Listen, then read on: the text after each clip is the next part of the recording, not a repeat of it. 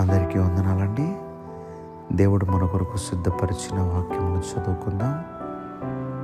నన్ను బలపరిచిన వాని యందే నేను సమస్తమును చేయగలను.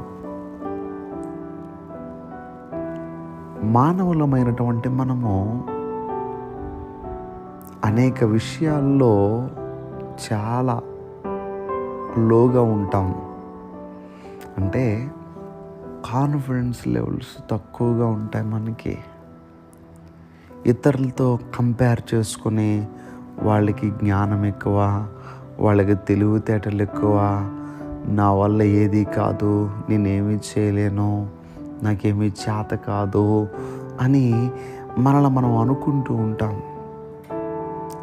అపోస్తలుడైన పౌలు భక్తుడు అంటున్నారు, నన్ను బలపరిచిన వాని అందే అంటున్నాడు. అంటే దేవుడు నన్ను బలపరిచారు, ఆయన బలాన్ని నాకు ఇచ్చారు. ఆయన నన్ను బలపరిచినారు కనుక నేను సమస్తమును చేయగలను అంటున్నారు ఆయన. నిజమే, అపోస్తలుడైన పౌలు భక్తుడే కాదు కానండి, గిద్యోను కూడా గానుగు చాటున గోధుమలు దుల్లగొట్టుకుంటూ ఉంటుండగా దేవుని దూత ప్రత్యక్షమై పరాక్రమము కలిగిన బలాఢ్యుడా అని పిలుస్తూ ఉంది. అప్పుడు గిద్యోను గారు అంటాడు, నేను ఎన్నిక లేనివాడు, నా గోత్రం ఎన్నిక లేనిది నేనా అని ఆశ్చర్యకరంగా మాట్లాడతాడు అక్కడ.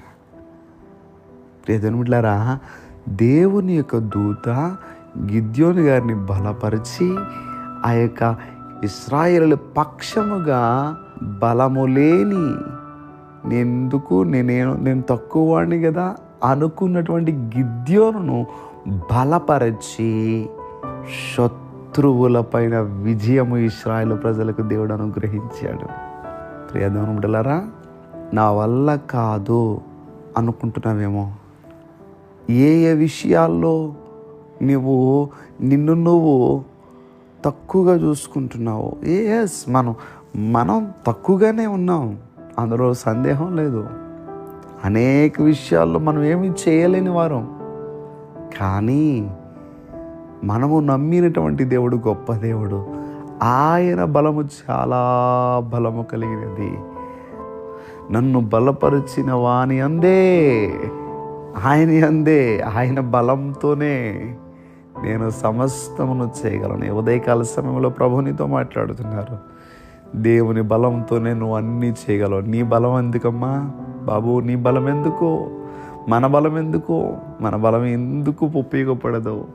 కానీ దేవుని బలము యందు మనము సమస్తము చేయగలము. దేవుడి మాటలు మన వినికిడిలో దీవించునుగాక.